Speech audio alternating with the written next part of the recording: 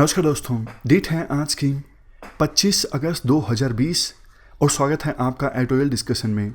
आज 3 इश्यूज हम डिस्कस करेंगे। सबसे पहले हम बात करेंगे टैक्स रिफॉर्म्स की। दूसरे नंबर पे हम बात करेंगे इंडियन एक्सप्रेस में सी राजा मोहन का आर्टिकल है स्ट्रेटेजिक ऑटोनॉमी के बारे में। और तीसरे नंबर पे हिंदू का ही आर्टिकल हम डिस्कस करेंगे इंडिपेंडेंट फिस्कल काउंसिल की आवश्यकता के बारे में। सबसे लास्ट में एथिक्स का एक क्वेश्चन। चलिए डिस्कशन स्टार्ट करते हैं।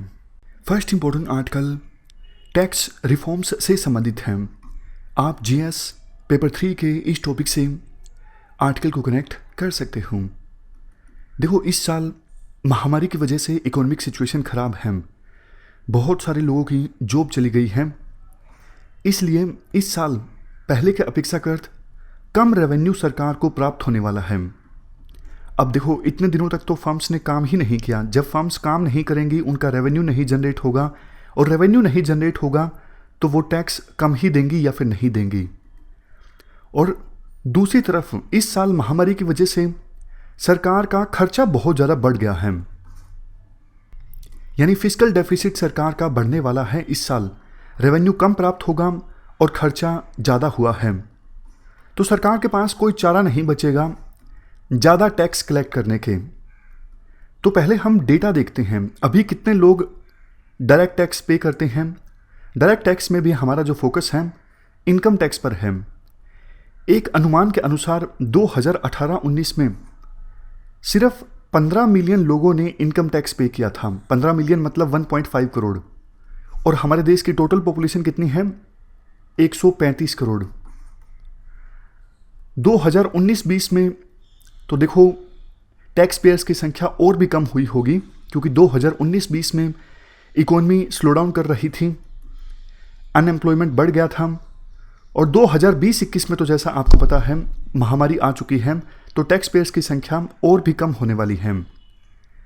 पिछले कुछ सालों के ट्रेंड पर अगर हम नज़र डालें, वो लोग जो अपने इनकम टैक्स रिटर्न्स को फाइल करते हैं, ऐसे लोगों की संख्या तो इंक्रीज हुई है, बट टैक्स पे करने वाले लोगों की संख्या डिक्रीज हुई है। 2012-13 में 16 मिलियन लोगों ने इनकम टैक्स पे किया था, जबकि देखो 2018-19 में 15 मिलियन लोगों ने इनकम टैक्स पे किया। और आपको पता है 6 सालों में तो पॉपुलेशन भी काफ़ी ज़्यादा बढ़ी, तो ज़्यादा लोगों को टैक्स पे करना चाहिए था, क्योंकि सरकार ने काफ़ी सारे एफर्ट्स भी लगाए। जो लोग टैक्स पे नहीं करते हैं उनको टैक्स नेट में लाने के लिए, टैक्स के दायरे में लाने के लिए, बावजूद इसके इनकम टैक्स पेयर्स की संख्या बढ़ने के बजाय घट गई। इसका रीज़न क्या है? एक मेन रीज़न तो देखो ये है, एक स्कीम सरकार के द्वारा चलाई गई थी कि वो लोग जिनकी एनुअल इनकम 5 लाख तक की है और वो अगर अपना इनकम टैक्स रिटर्न्स फाइल करते हैं तो उन्हें किसी भी प्रकार से इनकम टैक्स पे करने की आवश्यकता नहीं है। और भी काफ़ी फैक्टर्स रिस्पॉन्सिबल हैं जिसकी वजह से टैक्स पेयर्स की संख्या जो है वो कम हो गई। पिछले कुछ समय से direct tax to GDP ratio जो है वो 5.5% के इर्द गिर्द घूम रहा है। डायरेक्ट टैक्स में इनकम टैक्स के अलावा और भी टैक्सेस आ जाते हैं, फॉर एग्जांपल कॉर्पोरेट टैक्स। जबकि देखो दूसरे देशों में, खास करके डेवलप कंट्रीज़ में, direct tax to GDP ratio अच्छी खासी होती है। अगर एग्जांपल आपको दूं, जो ये ओईसीडी कंट्रीज़ हैं, यूरोप की एडवांस्ड इकोनॉमीज, यहाँ पर टैक्स टू जीडीपी रेशो 34% के आसपास है एवरेज। अब हालांकि देखो टैक्स में दोनों टैक्स आ जाते हैं, डायरेक्ट टैक्स भी, इनडायरेक्ट टैक्स भी, बट इन एडवांस इकोनॉमीज में डायरेक्ट टैक्स से ज़्यादा रेवेन्यू जनरेट होता है बजाय के इनडायरेक्ट टैक्स से। इनडायरेक्ट टैक्स रिग्रेसिव टैक्स होता है। Indirect tax for example GST, ये तो देखो सबके लिए सेम है, अंबानी के लिए भी सेम है जीएसटी, और एक गरीब से गरीब पर्सन के लिए भी सेम है, तो ये रिग्रेसिव होता है। और इनकम टैक्स ज़्यादातर सरकारें प्रेफर करती हैं, मतलब डायरेक्ट टैक्स ज़्यादातर सरकारें प्रेफर करती हैं कि यहाँ से ज़्यादा रेवेन्यू जनरेट हो। अब क्वेश्चन ये उठता है कि सरकार को कम टैक्स क्यों प्राप्त होता है? देखो 2 ही कारण हो सकते हैं। पहला कारण, जो लोग टैक्स पे करते हैं वो कम टैक्स पे करते हैं। कायदे से उन्हें ज़्यादा टैक्स पे करना चाहिए, बट वो उतना टैक्स पे नहीं करते हैं। और दूसरा कारण ये है कि कुछ लोगों को टैक्स पे करना चाहिए लेकिन वो बिल्कुल ही टैक्स पे नहीं करते हैं, रिटर्न्स ही फाइल नहीं करते हैं, या फिर रिटर्न्स फाइल करते हैं तो जानबूझ के अपनी इनकम 5 लाख से कम ही दिखाते हैं। अगर देखो हम पहली समस्या को एड्रेस करते हैं कि जो अमीर लोग जिनको ज़्यादा टैक्स देना चाहिए और वो कम टैक्स पे करते हैं, अगर जितना टैक्स बनता है वो अमीर लोग उतना ही टैक्स देने लगे तो टैक्स टू जीडीपी रेशो बढ़ जाएगा। और अगर हम दूसरी समस्या एड्रेस करें, जो अभी टैक्स के दायरे से बाहर हैं, कायदे से उनको टैक्स देना चाहिए और हम ये इंश्योर कर पाते हैं कि जिनको भी टैक्स देना चाहिए वो टैक्स दें, तो फिर टैक्स टू जीडीपी रेशो के साथ साथ नंबर ऑफ टैक्स पेयर्स भी इंक्रीज होंगे। इसके बाद देखो 2016 की रिपोर्ट में कहा जाता है हमारे देश में जो टॉप 10% अमीर लोग हैं वो देश की 55% इनकम कमाते हैं। और अगर हम ये इंश्योर कर पाएँ कि ये टॉप 10% लोग सभी टैक्स नेट में हो, मतलब टैक्स दायरे में हो, और ऑनेस्टली जितना इनका टैक्स बनता है उतना ये टैक्स अदा करें, तो भी अकेली income tax to GDP ratio 18% के आसपास हो जाएगी। हम डायरेक्ट टैक्स टू जीडीपी की बात नहीं कर रहे जो कि अभी 5.5% है, सिर्फ income tax to GDP ratio ही 18% हो जाएगी अगर टॉप 10% जो लोग हैं सभी टैक्स नेट में आते हैं और जितना टैक्स बनता है ऑनेस्टली उतना टैक्स देते हैं। और अगर इसमें हम दूसरे डायरेक्ट टैक्स ऐड कर दें, फॉर एग्जांपल कॉर्पोरेट टैक्स, तो ये 18% की फिगर बढ़ के 20% हो जाएगी। और ध्यान देने वाली बात देखो ये भी है, हम इसमें ब्लैक मनी नहीं काउंट कर रहे हैं। बहुत सारा पैसा ऐसा होता है जिस पे बिल्कुल टैक्स पे किया ही नहीं जाता, उसको हम काउंट नहीं कर रहे हैं। बावजूद इसके ये फिगर इतनी ज़्यादा आ रही है कि 20% of direct tax to GDP ratio, अगर ब्लैक मनी को भी इसमें काउंट कर लें तो फिगर आप सोच सकते हो कितनी ज़्यादा हो जाएगी। अब इसके बाद हम डिस्कस करते हैं गवर्नमेंट के द्वारा पास्ट में क्या एफर्ट्स लगाए गए हैं टैक्स टू जीडीपी रेशो को इंक्रीज करने के लिए। डिमोनेटाइजेशन सरकार ने किया था, सरकार की तरफ से कहा गया था ब्लैक मनी का जो इनकम है वो टैक्स दायरे में आ जाएगा, ज़्यादा लोग टैक्स पे करने लगेंगे। बट देखो ऐसा कुछ खास हुआ नहीं, अभी भी कम ही लोग टैक्स पे करते हैं। गवर्नमेंट शुरू से ही प्रयास कर रही है, प्रेजेंट गवर्नमेंट की बात करें, एनडीए गवर्नमेंट, जब से एनडीए गवर्नमेंट सत्ता में आई है तब से प्रयास किया जा रहा है कि टैक्स नेट को इंक्रीज किया जाए, एक्सपेंड किया जाए। मॉरिशस के साथ टैक्स ट्रीटी को रीनेगोशिएट किया गया ताकि इंडियंस ने अपना पैसा जो मॉरिशस में जमा करके रखा है वो वापस इंडिया में लेके आए। बट इससे भी कुछ खास असर नहीं हुआ। एक्चुअल में अभी क्या हो रहा है, जो हमारे देश के अमीर लोग हैं वो देश को छोड़ के जा रहे हैं। पिछले 5 सालों में, 2019 से पहले पिछले 5 सालों में 23,000 हाई नेट वर्थ इंडिविजुअल्स ने देश को छोड़ दिया। और एक तरफ ऐसा हो रहा है, दूसरी तरफ काफ़ी एम्बैरेसमेंट का सामना करना पड़ा हमारे देश के डिफेंस मिनिस्टर को। जब वो राफेल की डिलीवरी लेने गए थे तो डसोल्ट एविएशन के जो सीईओ हैं उन्होंने हमारे डिफेंस मिनिस्टर के सामने ही बोला कि इंडिया को डराना धमकाना नहीं चाहिए कंपनीज को टैक्स और कस्टम रूल्स की सहायता से। मतलब टैक्स टेररिज्म की शिकायत की डसोल्ट एविएशन के सीईओ ने हमारे डिफेंस मिनिस्टर के सामने। पहले तो देखो टैक्स फाइलिंग की जो प्रोसेस है वो काफ़ी कम्बरसम हुआ करती थी, कॉम्प्लेक्स हुआ करती थी, लेकिन आज टैक्स फाइलिंग की प्रोसेस काफ़ी आसान हो गई है।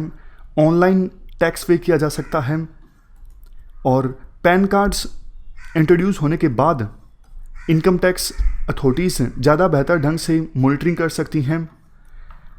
इन सब रिफॉर्म्स को लाने का मकसद एक ही था कि इंडिविजुअल्स को डराए धमकाए बिना उन्हें कन्विंस करवाना कि आपको टैक्स पे करना चाहिए।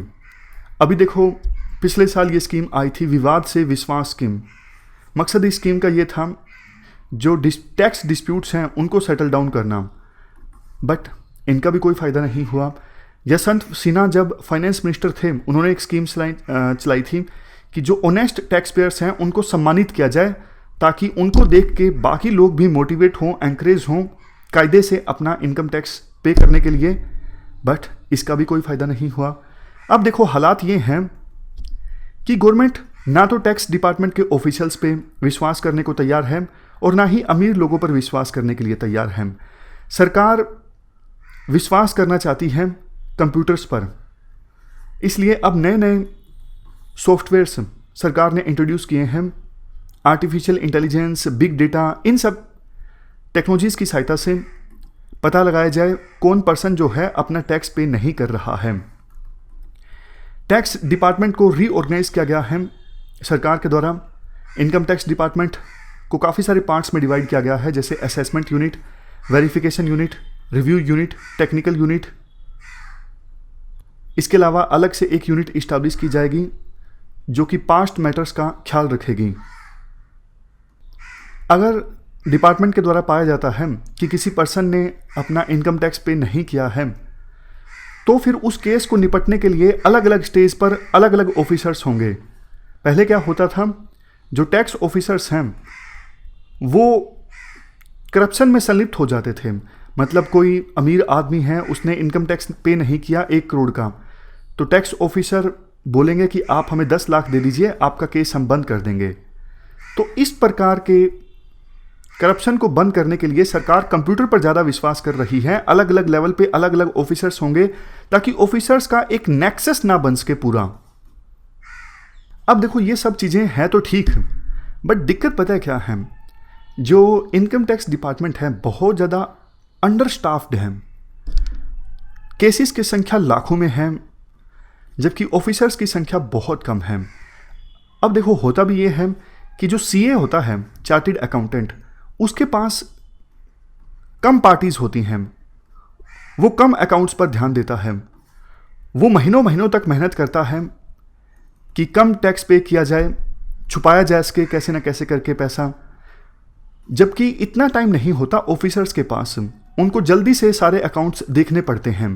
जो सैलरीड पर्सन्स हैं उनके अकाउंट्स को स्क्रूटिनाइज करना तो आसान होता है, लेकिन बिजनेस इनकम का एस्टिमेट लगाना मुश्किल होता है। क्योंकि जो बिजनेसमैन हैं वो क्या करते हैं, अपना खर्चा तो बढ़ा के बताते हैं और रेवेन्यू कम करके बताते हैं। बिजनेसमैन कई बार क्या करते हैं, अपने घर का खर्चा भी बिजनेस के खर्चे में शामिल कर लेते हैं। लास्ट में आर्टिकल में कहा जाता है, अगर देखो कंप्यूटर डेटा ज़्यादा अवेलेबल हो तो भी ये अपर्याप्त है। जैसे 2016 में डिमोनेटाइजेशन से पहले सरकार ने इनकम डिक्लेरेशन स्कीम चलाई थी। उस समय सरकार ने लोगों को डराने के लिए कहा था, हमारे पास डेटा है 93 लाख हाई वैल्यू ट्रांजैक्शंस का, अगर आप अपनी इनकम सही से डिक्लेयर नहीं करोगे तो आप पकड़े जाओगे। बट कुछ नहीं हुआ, कोई खास फ़ायदा नहीं हुआ। पहले देखो टैक्स ज़्यादा हुआ करता था, ऑलमोस्ट 97.5% टैक्स पे करना पड़ता था 1971 में। ये हम इनकम टैक्स की बात कर रहे हैं। आज मैक्सिमम इनकम टैक्स है 30%, हालांकि सरचार्ज भी लगता है। सरचार्ज मतलब टैक्स ऑन टैक्स। 1991 में सरकार जो रिफॉर्म्स लेके आई, monopolies and restrictive trade practices act को ख़त्म कर दिया, फेरा को ख़त्म कर दिया। फेरा मतलब फॉरेन एक्सचेंज रेगुलेशन एक्ट। पहले इंडिविजुअल्स टैक्स इसलिए नहीं पे करते थे, उनका कहना था टैक्स बहुत ज़्यादा है 97.5%। लेकिन 1990s के बाद सरकार ने इनकम टैक्स को काफ़ी कम कर दिया है। अभी तो अमीर लोगों को टैक्स पे करना चाहिए, क्योंकि ये देश के डेवलपमेंट के लिए बहुत ज़्यादा ज़रूरी है। कुछ लोग ये शिकायत करते हैं कि टैक्स हम पूरा पे करें तो भी सरकार हमारे लिए कुछ नहीं करती। ये आर्गुमेंट देखो गलत है। अगर अमीर लोग टैक्स ज़्यादा पे करेंगे तो सरकार को ज़्यादा रेवेन्यू हासिल होगा, सरकार सोसाइटी के लिए काम कर सकेगी, इंफ्रास्ट्रक्चर डेवलप हो सकेगा, देश की तरक्की होगी। और देश की तरक्की जब होती है तो सबसे ज़्यादा फ़ायदा किसको होगा? अमीर लोगों को तो ही होगा। अगर अमीर लोग पैसा नहीं देंगे, टैक्स अपना कायदे से नहीं चुकाएंगे, तो सरकार के पास कम रेवेन्यू होगा, सरकार गरीब लोगों के लिए काम नहीं कर सकेगी और सोसाइटी में इनइक्वालिटीज़ बढ़ेंगी, लोग फ्रस्ट्रेट होंगे और इस फ्रस्ट्रेशन में क्राइम बढ़ेंगे। अगर क्राइम बढ़ेंगे तो देश की तरक्की नहीं होगी। नुकसान किसको होगा? सबसे ज़्यादा नुकसान अमीर लोगों को तो ही होगा। तो ये बात समझनी चाहिए, जो लोग कायदे से टैक्स नेट में आते हैं उनको अपना टैक्स पे करना चाहिए ऑनेस्टली, और टैक्स नेट के बाहर भी जो लोग टैक्स की चोरी करते हैं उन्हें भी अपना टैक्स पे करना चाहिए। चलते हैं आगे। नेक्स्ट आर्टिकल इंडिया की स्ट्रेटेजिक ऑटोनॉमी के बारे में है। आप जीएस पेपर 2 के इस टॉपिक से आर्टिकल को रिलेट कर सकते हो। वैसे देखो, स्ट्रेटेजिक ऑटोनॉमी का मतलब फॉरेन पॉलिसी के संदर्भ में ये होता है, कोई भी देश जब अपने डिसीजन खुद से लेता है अपने नेशनल इंटरेस्ट को देखते हुए, वो किसी दूसरे देश के दबाव में आके अपने डिसीजन नहीं लेता है। जैसे मान लीजिए यूएसए के दबाव में आके हमने ईरान से ऑयल को इंपोर्ट बंद कर दिया, तो मतलब हमारे पास स्ट्रेटेजिक ऑटोनॉमी नहीं थी इस मामले में। हमने हमारे नेशनल इंटरेस्ट को देखते हुए फैसला नहीं लिया, हमने अमेरिका के दबाव में फैसला लिया। अभी कंटेक्स्ट ये है, पिछले हफ्ते हमारे जो विदेश मंत्री हैं सुब्रमण्यम जयशंकर, इन्होंने साउथ ईस्ट एशियन फोरम पर एक बात बोली, इंडिया ग्लोबल इकोनॉमिक एंगेजमेंट में स्ट्रेटेजिक ऑटोनॉमी हासिल करना चाहता है। अब देखो, ध्यान देने वाली बात यह है, ग्लोबल इकोनॉमिक एंगेजमेंट में स्ट्रेटेजिक इकोनॉमी का मतलब यह है कि इंडिया दूसरे देशों पर डिपेंड ना करे इकोनॉमिकली। एग्जाम्पल के तौर पर अभी बहुत सारी चीज़ों के लिए हम चाइना पर डिपेंड करते हैं, जैसे एपीआईज हैं, एक्टिव फार्मास्यूटिकल इंग्रेडिएंट्स, या फिर कुछ दूसरे इलेक्ट्रॉनिक्स आइटम्स हैं। अगर चाइना हमें ये आइटम्स देना बंद कर दे तो हमारे लिए दिक्कत क्रिएट हो जाएगी। तो हम ग्लोबल इकोनॉमिक एंगेजमेंट में स्ट्रेटेजिक ऑटोनॉमी चाहते हैं। हमारे प्रधानमंत्री भी फोकस कर रहे हैं भारत को आत्मनिर्भर बनाने पर। सरकार ने आत्मनिर्भर भारत नाम से एक कैंपेन भी लॉन्च किया जिसमें बहुत सारे फैसले लिए गए। लेकिन देखो, इस पर कुछ एक्सपर्ट्स के कंसर्न्स भी हैं।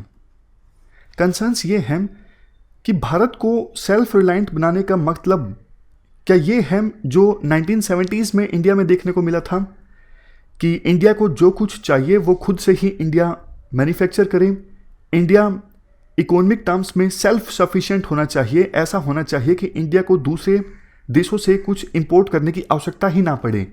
क्या सरकार ऐसे भारत का निर्माण करना चाहती है? अगर देखो इसका आंसर यस है तो ये एक रिग्रेसिव स्टेप होगा, क्योंकि ग्लोबलाइजेशन के बाद हम बहुत आगे आ चुके हैं। विभिन्न देशों की जो इकोनॉमीज हैं आपस में कनेक्टेड हैं, और अगर हम सेल्फ सफिशिएंट होने की दिशा में आगे बढ़ते हैं तो मतलब हम हमारी इकोनॉमिक एंगेजमेंट को ख़त्म कर रहे हैं दूसरे देशों के साथ। ये तो सही नहीं है, बट सरकार का ये कहना है हम इस डायरेक्शन में जा भी नहीं रहे हैं, ये सही नहीं है तो हम ये कर भी नहीं रहे हैं।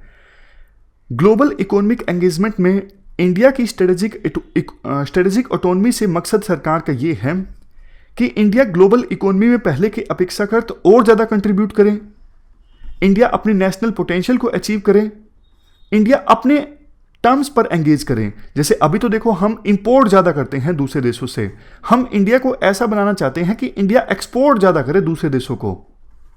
सेल्फ सफिशिएंट हम नहीं बनाना चाहते, हम टर्म्स चेंज करना चाहते हैं। टाइटल भी आर्टिकल का यही है, री इन्वेंटिंग इंडियाज स्ट्रेटेजिक ऑटोनॉमी।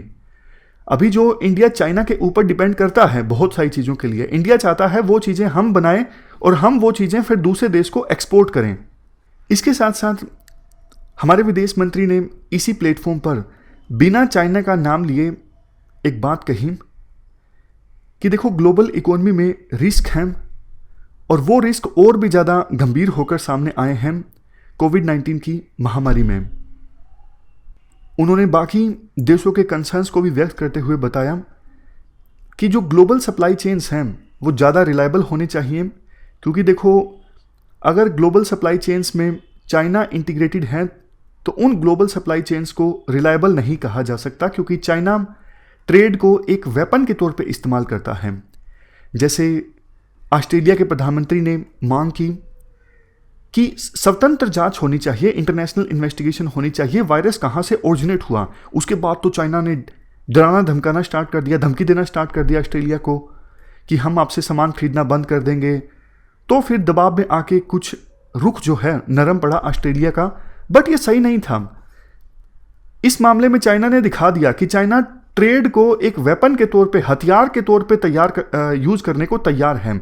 इसीलिए इंडिया समेत जो दूसरे लाइक माइंडेड कंट्रीज हैं वो सेम कंसर्न्स व्यक्त कर रहे हैं कि जो ये ग्लोबल सप्लाई चेन्स हैं, मतलब चाइना के ऊपर डिपेंडेंसी जो है विभिन्न देशों की, वो कम होनी चाहिए।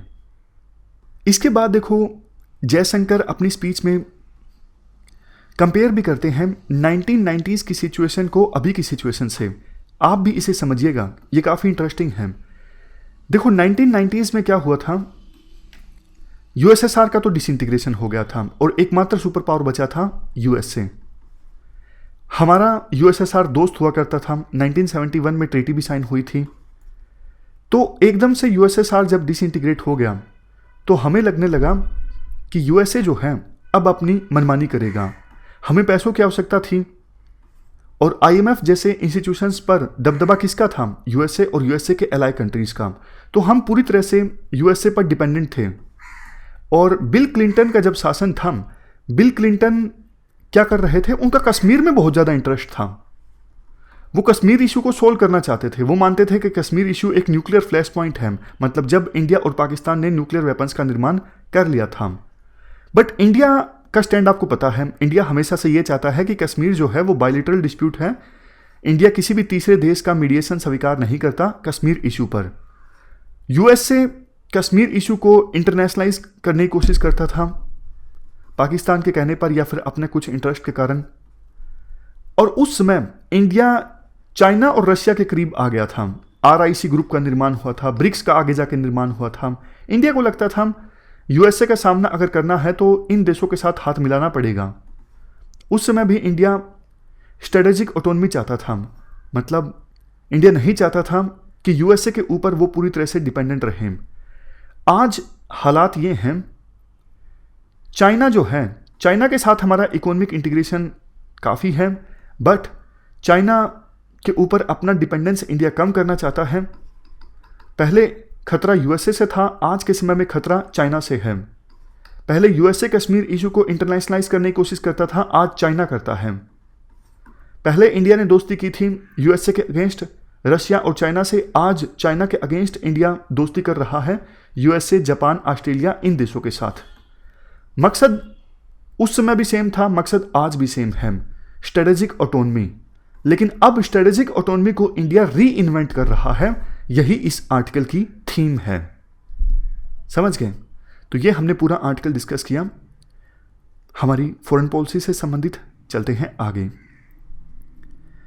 इसके बाद नेक्स्ट हमारा आर्टिकल इंडिपेंडेंट फिस्कल काउंसिल की आवश्यकता से संबंधित है। आप जीएस पेपर 3 के इस टॉपिक से आर्टिकल को रिलेट कर सकते हो। आर्टिकल की पूरी जो थीम है वो इसी बात पर आधारित है। हमें यानी हम इंडिया को एक इंडिपेंडेंट फिस्कल काउंसिल की आवश्यकता है। सबसे पहले बैकग्राउंड की बात करते हैं। आज के समय में कोविड-19 की महामारी के कारण फिस्कल सिचुएशन काफ़ी ख़राब है। 2019-20 में यानी पिछले फाइनेंशियल ईयर में कैग के द्वारा एस्टिमेट लगाया गया कि इंडिया का जो फिस्कल डेफिसिट था वो 4.6% था। यह रिवाइज्ड एस्टिमेट से भी 0.8% ज़्यादा है। करंट फाइनेंशियल ईयर के लिए एस्टिमेट ये लगाया गया था कि फिस्कल डेफिसिट जो है 3.5% तक रहेगा। लेकिन देखो, आपको पता है रेवेन्यू कम प्राप्त हुआ है इस साल महामारी के कारण, तो फिस्कल डेफिसिट 7% ऑफ जीडीपी जा सकता है। यहाँ पे देखो, पहले एस्टिमेट था 3.5% ऑफ जीडीपी का, लेकिन अब 7% ऑफ जीडीपी जा सकता है हमारा फिस्कल डेफिसिट।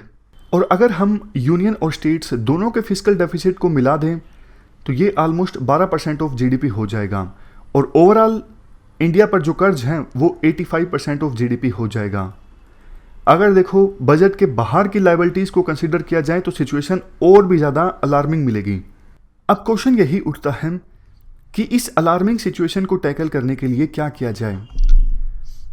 राइटर तो यही कहते हैं, अगर सरकार चाहती है कि फिस्कल डेफिसिट कम हो, हमारी इकोनॉमी स्टेबल रहे, फिस्कल कंसोलिडेशन हमारे देश की इकोनॉमी में हो, तो एक इंडिपेंडेंट फिस्कल काउंसिल इस्टेब्लिश करने की आवश्यकता है। ये फिस्कल काउंसिल बजट में कॉम्प्रिहेंसिवनेस, ट्रांसपेरेंसी, अकाउंटेबिलिटी, इन सब चीज़ों को इंश्योर करेगी। आज क्या होता है, मतलब प्रेजेंट गवर्नमेंट की बात नहीं है, विभिन्न सरकारें FRBM एक्ट में जो टारगेट्स हैं कि हम 2021 तक हमारे फिस्कल डेफिसिट को इतना कम करेंगे, 2022 तक इतना कम करेंगे, इन सब टारगेट्स को बार बार पोस्टपोन कर दिया जाता है। जो बिल पेमेंट्स करनी होती है सरकार को वो टाइमली पे नहीं की जाती। और देखो, अपना खर्च छुपाने के लिए सरकार ऑफ बजट फाइनेंसिंग करती है। जैसे एग्जांपल देता हूं, फूड सब्सिडी सरकार को देनी होती है, लेकिन सरकार क्या बोलती है FCI को कि आप नेशनल सेविंग स्कीम से लोन ले लीजिए। अब ये चीज़ सरकार को बजट में नहीं दिखानी पड़ेगी, तो बजट में सरकार का एक्सपेंडिचर कम दिखेगा। कहने का मतलब ये है, सिंपल भाषा में, सरकार जुगाड़ करती है कि बजट में एक्सपेंडिचर कम दिखे, इसलिए बजट के बाहर जाके कुछ डेटा को मैनिपुलेट किया जाए। लेकिन देखो, खर्च तो हो ही ना रहा है ना, बजट में आप नहीं दिखाओगे तो क्या हो गया, लेकिन खर्च तो हो ही रहा है। यहाँ पे देखो काफ़ी सारे एग्जांपल्स दिए जाते हैं ऑफसेट बजटिंग के, जैसे special banking arrangement for covering arrears of fertiliser subsidy, issuing short term bonds, unsecured loans, national small saving fund से उधारी लेना FCI के द्वारा ताकि फूड सब्सिडी को मीट किया जा सके। Next, long term irrigation fund जो कि क्रिएट किया गया था नाबार्ड के द्वारा, इस फंड से इरिगेशन प्रोजेक्ट्स की फाइनेंसिंग करना, या फिर इंडियन रेलवे फाइनेंस कॉरपोरेशन से लोन लेकर रेलवे प्रोजेक्ट्स की फाइनेंसिंग करना। अब कायदे से ये सब चीज़ें, ये सब जो खर्चा होता है बजट में आना चाहिए, बट बजट से बाहर जाके सरकार जुगाड़ करने की कोशिश करती है ताकि वो डेटा बजट में नहीं आएगा तो खर्च कम दिखेगा, खर्च कम दिखेगा तो फिस्कल डेफिसिट कम दिखेगा। तो ट्रांसपेरेंसी का अभाव है। पहले भी काफ़ी कमेटीज़ ने कहा है कि एक अलग से इंडिपेंडेंट काउंसिल तो होनी ही चाहिए। जैसे 13 फाइनेंस कमीशन ने कहा था कि मिनिस्ट्री ऑफ फाइनेंस के द्वारा एक कमेटी को अपॉइंट किया जाए जो बाद में ट्रांसफॉर्म करे अपने आप को फिस्कल काउंसिल के तौर पे, ये एनुअल बेसिस पर इंडिपेंडेंट पब्लिक रिव्यू करे FRBM एक्ट का। इसके अलावा जो पॉलिसी डिसीजंस लिए जाते हैं उनका क्या फिस्कल इम्पैक्ट होगा, इसको भी रिव्यू किया जाए। इवन FRBM रिव्यू कमेटी के द्वारा भी इसी प्रकार की रिकमेंडेशन दी गई थी और कहा गया था कि फाइनेंस मिनिस्ट्री एक काउंसिल को अपॉइंट करे जो कि इंडिपेंडेंट रिव्यू करे FRBM एक्ट का। आर्टिकल में ये कहा जाता है, देखो अगर फाइनेंस मिनिस्ट्री ही काउंसिल को अपॉइंट करेगी तो वो काउंसिल इंडिपेंडेंट रूप से काम कर ही नहीं सकेगी, क्योंकि कन्फ्लिक्ट ऑफ इंटरेस्ट रहेगा। आपको अपॉइंट ही फाइनेंस मिनिस्ट्री के द्वारा किया गया है तो आप उन्हीं के इशारों पर काम करोगे, फाइनेंस मिनिस्ट्री के डिसीजंस को आप क्रिटिसाइज नहीं करोगे। तो इसलिए आवश्यकता ये है FRBM एक्ट में ही अमेंडमेंट कर दिया जाए और अलग से एक इंडिपेंडेंट फिस्कल काउंसिल इस्टेब्लिश की जाए जो पार्लियामेंट के द्वारा ही अपॉइंट हो और पार्लियामेंट को ही रिपोर्ट करे। फाइनेंस मिनिस्ट्री का इसमें रोल नहीं होना चाहिए क्योंकि कन्फ्लिक्ट ऑफ इंटरेस्ट आ जाएगा। ये कमेटी फाइनेंस मिनिस्ट्री के फैसलों को चैलेंज नहीं कर सकेगी। यहाँ पर आगे डेफिनेशन दी गई है इंडिपेंडेंट फिस्कल इंस्टीट्यूशन की। OECD के एक जर्नल में डेफिनेशन बताई गई थी कि फिस्कल काउंसिल एक पब्लिकली फंडेड एंटिटी हो सकती है जिसमें नॉन इलेक्टेड प्रोफेशनल्स हों जिनको काम दिया जाए सरकार की फिस्कल परफॉर्मेंस की नॉन पार्टीशन ढंग से देखरेख की जाए, मतलब बिल्कुल इंडिपेंडेंट होके। अगर सरकार कुछ गलती कर रही है तो साफ तौर पे बताया जाए सरकार का ये जो फैसला है ये गलत है, और अगर सही काम कर रही है तो वो भी इंडिपेंडेंट होके बताया जाए। इस प्रकार के इंस्टीट्यूशन के द्वारा जब देखो ऑब्जेक्टिव और साइंटिफिक एनालिसिस किया जाएगा तो फिस्कल परफॉर्मेंस जो है हमारे देश की इकोनॉमी की वो इम्प्रूव होगी, देश की इकोनॉमी में और पब्लिक फाइनेंसिस में स्टेबिलिटी आएगी। ये सब काम हो सकते हैं इंडिपेंडेंट फिस्कल इंस्टीट्यूशन के। ट्रांसपेरेंसी और अकाउंटेबिलिटी फिक्स करना बजट में, इससे डिबेट का जो लेवल है वो भी बढ़ेगा। अभी देखो सरकार बहुत सारा डेटा रिलीज करती है, अपोजिशन ज़्यादा ध्यान नहीं देती उस डेटा पे, तो डिबेट ही नहीं होती पार्लियामेंट में। अगर इंडिपेंडेंट इंस्टीट्यूशन होगा तो वो पूरी ट्रांसपेरेंसी के साथ और अकाउंटेबिलिटी के साथ डेटा की इंटरप्रिटेशन करेगा और इससे डिबेट का लेवल बढ़ेगा, इवन लोगों में भी जागरूकता आएगी।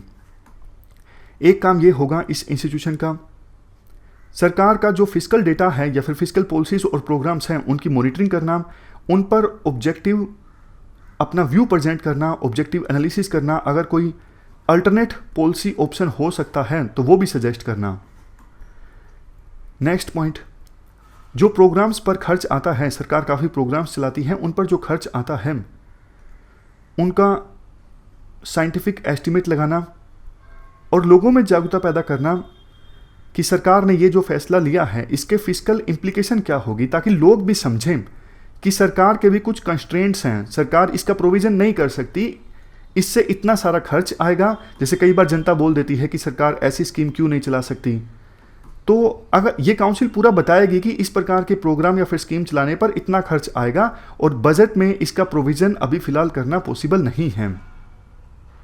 इवन अगर देखो ऑब्जेक्टिव और साइंटिफिक एनालिसिस इस काउंसिल के द्वारा किया जाएगा सरकार के वेरियस डिसीजंस का, फॉर एग्जांपल पॉपुलिस्ट डिसीजंस का। सरकार काफ़ी बार जनता को लुभाने के लिए स्कीम चलाती है, तो ये काउंसिल बताएगी कि आपने जो स्कीम चलाई है इसका ये इम्पैक्ट होगा, तो एक डेटरेंस क्रिएट होगी, कल को सरकार डिस्करेज होंगी इस प्रकार की पॉपुलिस्ट स्कीम चलाने के लिए। इसके बाद आर्टिकल में दूसरे देशों के एग्जाम्पल्स दिए जाते हैं।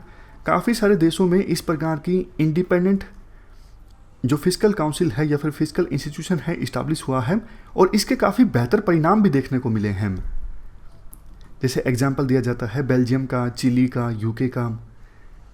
अलग अलग नाम हैं काउंसिल्स के, जैसे बेल्जियम में फेडरल प्लानिंग ब्यूरो, चिली में 2 अलग से इंडिपेंडेंट बॉडीज़ इस्टाब्लिश की गई थी, यूके में ऑफिस फॉर बजट रिस्पॉन्सिबिलिटी, इसको काम दिया गया था फिजिकल सस्टेनेबिलिटी को रिस्टोर करना। इसके बाद आर्टिकल में ये कहा जाता है कि अगर ये इंडिपेंडेंट फिजिकल इंस्टीट्यूशन इस्टाब्लिश होता है तो 9 प्रिंसिपल्स पर ध्यान दिया जाए। सबसे पहले local ownership, independence and non partisanship, mandate, resources, relationship with legislature, access to information, transparency, communication और सबसे लास्ट में एक्सटर्नल वैल्यूएशन। फाइनल वर्ड्स में ये कहा जाता है राइटर के द्वारा, देखो कुछ एक्सपर्ट्स बोल देते हैं कि पहले भी बहुत कुछ हुआ है, जैसे FRBM एक्ट आया था, इसी काम के लिए आया था, तो फिर क्या अलग से इंडिपेंडेंट काउंसिल इस्टाब्लिश की जाती है तो ये सफल हो पाएगी? तो राइटर कहते हैं FRBM एक्ट पूरी तरह से तो फेलियर नहीं रहा है। हाँ, सोचा जो गया था कि सिस्टमेटिक ढंग से FRBM एक्ट के अकॉर्डिंग सरकार अपना फिजिकल डेफिसिट कम कर देगी, वैसा तो नहीं हुआ, लेकिन FRBM एक्ट के कारण अवेयरनेस जरूर आई है। और बात करें कि ये इंडिपेंडेंट काउंसिल सफलतापूर्वक अपना काम कर सकेगी या फिर नहीं कर सकेगी अगर इस्टाब्लिश होती है, तो एक बहुत ही अच्छी बात राइटर बोलते हैं। ये लाइन देखिए कि अगर तो देखो पॉलिटिकल विल है तो फिर इस काउंसिल के इस्टाब्लिश करने की आवश्यकता ही नहीं है। पहले जो एक्ट था, फॉर एग्जांपल FRBM एक्ट, उसके अकॉर्डिंग ही सरकार काम कर लेती अगर तो सरकार के अंदर पॉलिटिकल विल होती। और अगर पॉलिटिकल विल नहीं है तो फिर आप ये इंडिपेंडेंट काउंसिल अगर इस्टाब्लिश करोगे तो ये भी ठीक से काम नहीं कर सकेगी, सरकार कोई ना कोई बहाना ढूंढ के इस काउंसिल की रिकमेंडेशंस को भी इग्नोर कर देगी। तो पॉलिटिकल विल का होना जरूरी है। ये हमने पूरा आर्टिकल डिस्कस किया इंडिपेंडेंट फिजिकल इंस्टीट्यूशन की आवश्यकता के बारे में। क्वेश्चन GS पेपर 4 का है, falsehood takes the place of truth when it results into unblemished common good. Thirukkural ने ये बात कही थी, उनका ये कोट है। अनब्लेमिश्ड का मतलब क्या होता है? बेदाग। कॉमन गुड मतलब common interest, public interest, society का भला। झूठ जो है वो सच की जगह ले लेता है अगर झूठ से सोसाइटी का भला होता हो। ये बात कही थी थिरुकुरल ने। कोई एग्जाम्पल आपको याद आ रहा है? क्या लिखोगे? मतलब कोई ऐसा एग्जाम्पल याद करने की कोशिश कीजिए। झूठ है, आपको पता है साफ साफ चीज वो झूठ है, लेकिन उससे समाज का भला हो रहा है, तो इस वजह से वो चीज चलती जा रही है। यानी झूठ ने सच का स्थान ले लिया है और लोग उसे एक्सेप्टेबल भी अब मानने लगे हैं। सोच के देखिए कोई एग्जाम्पल आपके ध्यान में आता हो जो चीज़ झूठ है लेकिन फिर भी उससे सोसाइटी का भला हो रहा है। एक सिंपल एग्जाम्पल देखो कास्ट सिस्टम का हो सकता है। कास्ट सिस्टम के बहुत सारे बेनिफिट होते हैं। कास्ट सिस्टम से मोबिलाइजेशन होता है, लोगों में जागरूकता आती है, एम्पावरमेंट आती है। सोशियोलॉजी के स्टूडेंट्स आपको बता सकते हैं कि कास्ट सिस्टम के बहुत सारे फायदे होते हैं। यानी सोशियोलॉजिस्ट कहते हैं कि कास्ट सिस्टम से सोसाइटी का भला होता है। लेकिन देखो वास्तव में आपको भी पता है कास्ट सिस्टम की वजह से कुछ लोगों का कितना ज़्यादा ऑपरेशन हुआ है, समाज कितना ज़्यादा बटा है टुकड़ों में, बहुत ज़्यादा इनजस्टिस अन्याय हुआ है कुछ लोगों के साथ, और सोसाइटी में इंस्टेबिलिटी आई है। तो कास्ट सिस्टम एक एग्जाम्पल है। सोसाइटी का बेनिफिट हुआ है, लेकिन ये एक झूठ है और इसने सच की जगह ले ली है। और कोई एग्जाम्पल डिस्कस कीजिए। देखो यूपी में एनकाउंटर्स काफ़ी ज़्यादा हुए हैं, लेकिन कुछ थ्योरीज ये कहती हैं, कुछ स्टोरीज ये कहती हैं, बहुत सारे उनमें फर्जी एनकाउंटर्स भी हैं और आंकड़े को बढ़ा चढ़ा के बताया गया है।